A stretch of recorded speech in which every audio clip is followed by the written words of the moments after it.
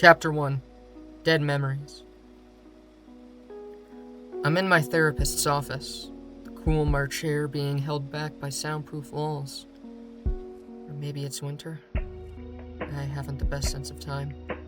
Being held up in my room with nothing but band posters and limitless porn on my laptop does take a lot out of a girl.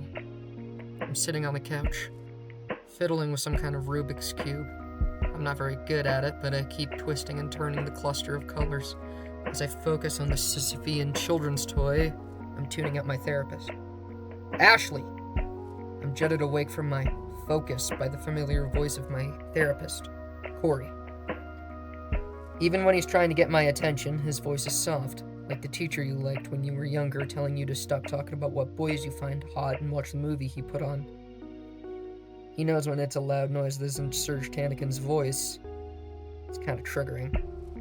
I always appreciated him as a person, not just a therapist. Even as a mentally ill girl dressed like I stepped straight out of the MySpace era, he saw past that. He saw past the fragmented memories of abandoned friends and terminally online woes of a loser. I never felt like he was drilling into my skull like a school psychologist, more like talking with a friend. We talked about pet peeves and music as much as we talked about life-changing events. The world changing around us and worlds in ways we just can't change. Only cry about. Oh, fuck. Sorry, I kinda spaced out. I looked down at the cube. The only word that can be used to describe it being clusterfuck. My inability to focus had just ruined a young man's hard work. Kid was 10 and he's doing better at me than this. That's alright. Are you gonna finish that?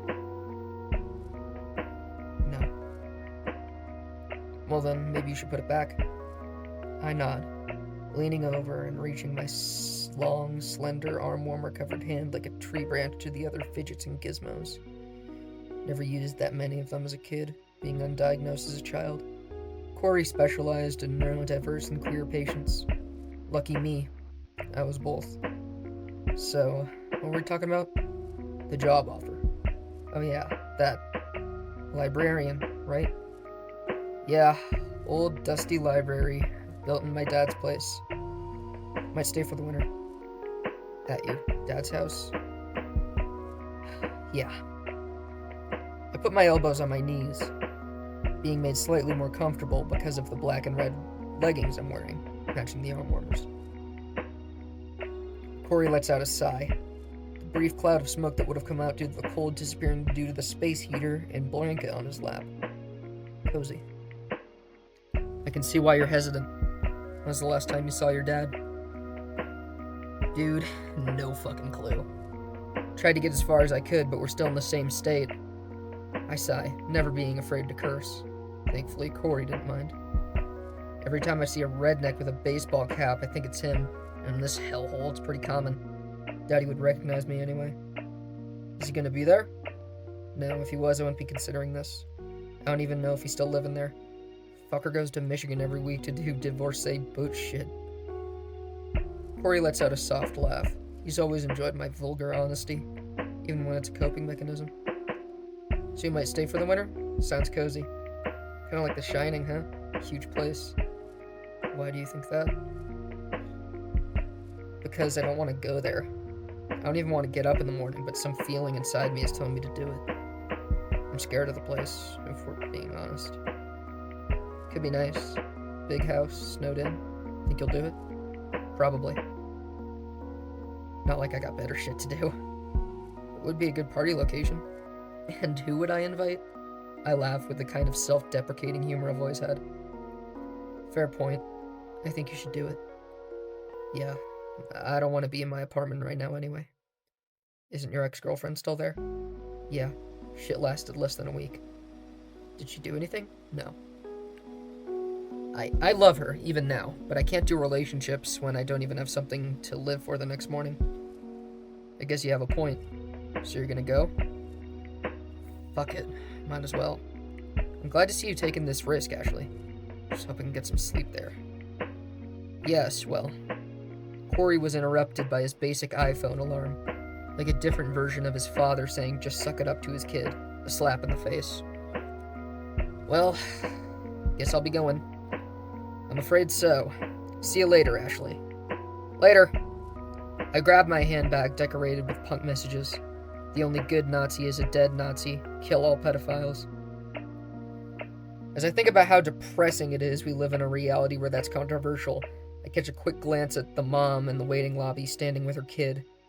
The kid has a military buzz cut and a sports jersey. The mom had a cross necklace and was staring daggers at me.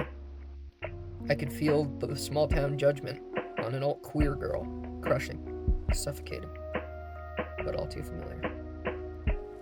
Nonetheless, I walked to my car, decorated with the same stickers and labels I put on everything else.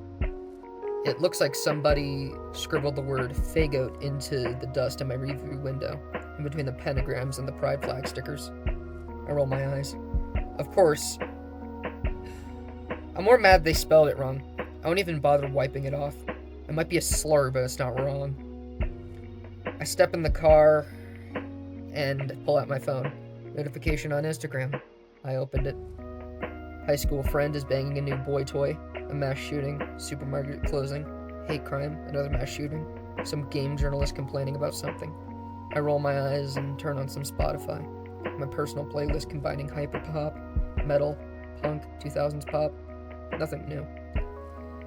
Every other day I'm hearing about a war in a country I didn't know existed. Someone like me being shot in a hate crime. Some lunatic bringing an AR-15 into a school, club, store, etc. It's not my suffering, so I look away. I don't have to pretend not to care because I don't. So much hate in this country, and I'm here playing some boomer shooters all day. Nothing's changed then, and it's not going to change now. I don't care. Not until it affects me.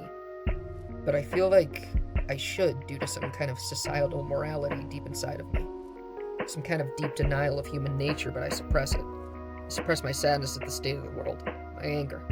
I know I shouldn't, but I do. Maybe that's just human nature. I don't give a fuck about the world, and only care when it makes you look like a good person. I mean, you see people doing TikTok dances in war-torn African villages. Snapped out of my misanthropic angst by some new metal, of course. I softly drum at my Kuromi driving wheel cover, at odds with everything else in my messy-ass car. I think it over in my mind. Fuck it. I put in Google Maps for my old town. It's far, far away, but I can listen to some Deftones along the way, admiring the Midwestern scenery. As I drive past the Ford trucks with Blue Lives Matter flags on the back, MAGA men behind the wheel, I realize how stupid this is. I'm going to my estranged father's house without even planning. I'm not a thorough person, barely even past school. Never the plan ahead type, but this is brash even for me. I ignore my rare thoughts of reason as I drive. I like to play a little game when I drive. Whenever I'm coming up on a truck, I see if it's a white dude. If it is, it gets a point. If they have a baseball, or even better, or worse, a Trump hat, it's double. It's fun. Judgy, petty, stereotypical, but fun. As I stop to get some gas, I wonder, am I any better? I'm stereotyping, judging, just like they do. Is it mutual? Does it matter if I'm morally in the right? Do morals even matter? Do I matter? I'm stopped in my spiraling from the gas pump. Expensive, but I'm able to chuck all my thoughts into 2 words, as per usual. Human nature. I finally arrived at my old small town. I moved from a conservative small town to another. This is why I did shittily in school. I drove past my old best friend's house, abandoned. Funny how people that kept you going when you were younger, you can barely fucking remember. Come to think of it, the entire place looks abandoned. I don't remember this place much, and I'm grateful for that.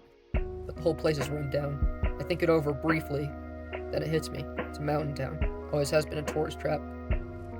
Probably sold it all to make condos, Starbucks. You know, it's a shithole when vapid commercialism is an upgrade. Pull up to my dad's house. Never thought I'd be back here. The key is under the mat. I open the door and am immediately greeted by the cold. It's fucking freezing. Turn the lights on and I see it. Animal heads propped up, American flag, a cross, big-ass couch. Stench of booze and cigarettes forcibly slithers its way into my nostrils. I let out an audible ugh as I step out to let the smell dissipate. Letting the deadbeat smell make way for a new fragrance, emo, lesbian, dumbass, I'm outside. I briefly look at my dad's old cigarettes at the door, but then I remind myself that shoving tar down my lungs sounds metal. But I shouldn't. Gotta be better than him. I decided to bring in some firewood. He always had me do it as a frail child. Doing it as my own accord is oddly rewarding. Still brings back memories of being shouted like I'm at a labor camp to pick up the slack while he watches some shitty cop show.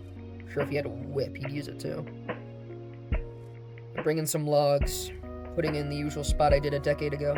I lean against a wall, smell of my deadbeat dad fading into a nice sap and moss from the wood.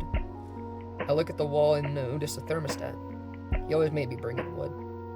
Even though he could afford heat. Call myself a Nimrod for not using it. He 100% could afford it. Would have been perfect to get back at it. Shaking my head, I go back to my car to grab my measly possessions. Switch, phone, check. I get my handbag and check inside. Spare headphones, stun gun, 3 gas station knives, ID, check. I sat down, not caring at all that there's no femme clothes in this man cave. Wearing the same band shirt and skirt for days is nothing new. I sit on his chair. Comfy. It's got massagers, a cup holder, heaters. This one chair is more fancy than anything in my apartment. Which reminds me to text Haley, saying I'm going to be gone for a bit. She immediately responds with a cavalcade of texts telling me that I can leave if I'm uncomfortable. She's caring and loving, but I insist. I never deserved her anyway. Besides, all I would do is have someone over for a one-night stand to make it so I can't walk, to forget I can't manage a relationship, or a money, or a house, or a... I'm interrupted from my spiraling to my notification sound. The codec alert from the Metal Gear Solid games. I groan. What is it now? Shitty weather. Social media reminding me a person I went to high school with is doing infinitely better than me. An Amber Alert I'm going to ignore like everyone else. I check my phone, briefly admiring the Hatsune Miku wallpaper. Snowstorm. Guess it's the former. I turn on the expensive-looking television. It's Fox News. Of fucking course it is. I roll my eyes and change it to whatever mundane background noise that Family Guy and The Simpsons have become, playing some Animal Crossing on my Switch for the next few hours. Maybe this is what my childhood would have been if he wasn't here, instead of what it was. Eventually, I'm running low on battery. There's no chargers anywhere. The only place I haven't checked is my old bedroom. I shut my eyes, cursing myself for not bringing a goddamn charger, as I open the door.